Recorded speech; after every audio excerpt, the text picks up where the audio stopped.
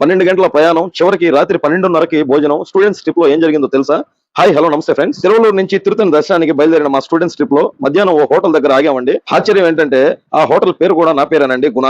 అనగానే బాగుంటుంది అనుకున్నా, కానీ ఫుడ్ మాత్రం చాలా వర్స్ట్ గా ఉందండి. సాధారణంగా మా స్టూడెంట్స్ ఎక్కడ ఆగినా కానీ వాళ్ళే స్వయంగా వంట చేసుకొని తింటారు. కానీ ఈసారి పరిస్థితుల వల్ల హోటల్లోనే భోజనం చేయాల్సి వచ్చింది. తిరుపతిని దర్శనం పూర్తి చేసుకుని రాత్రికి తిరుపతికి చేరేసరికి 11 అయిందండి. ముందుగా శ్రీనివాసంలో భోజనం చేయాలని ప్లాన్ చేసిన టైంకి సరిపోలేదు. దాంతో అలిపిరి బస్ స్టాప్ పక్కన ఉన్న భూదేవి కాంప్లెక్స్ పార్కింగ్ లో టెంపో అయితే ఆపేశానండి. అక్కడే స్టూడెంట్స్ కలిసి టమాటో రైస్ వండి అందరూ భోజనం చేశారు. తినేసరికి రాత్రి 12:30 అయితే అయిందండి. అదే విధంగా తిరుమలకి స్వామి దర్శనానికి వచ్చిన భక్తులకి చాలా వరకు శ్రీనివాసం కాంప్లెక్స్ లో ఎప్పుడు ఉచిత అన్నప్రసాదం దొరుకుతుందో చాలా మంది తెలియదండి. వాళ్ళ కోసంగా ఇన్ఫర్మేషన్ అయితే చెప్పాలనుకున్నా. ఉదయం టిఫిన్ వచ్చేసరికి 9 నుంచి 10:30 వరకు అయితే ఉంటుంది. మధ్యాహ్నం భోజనం విషయానికి వచ్చేసరికి 12:30 నుంచి మధ్యాహ్నం 3 వరకు అయితే ఉంటుంది. తిరిగి రాత్రి భోజనం వచ్చేసరికి 7 లేదా 6:30 నుంచి 10:30 వరకు అయితే కంటిన్యూగా భోజనం అనేది పెడతారండి.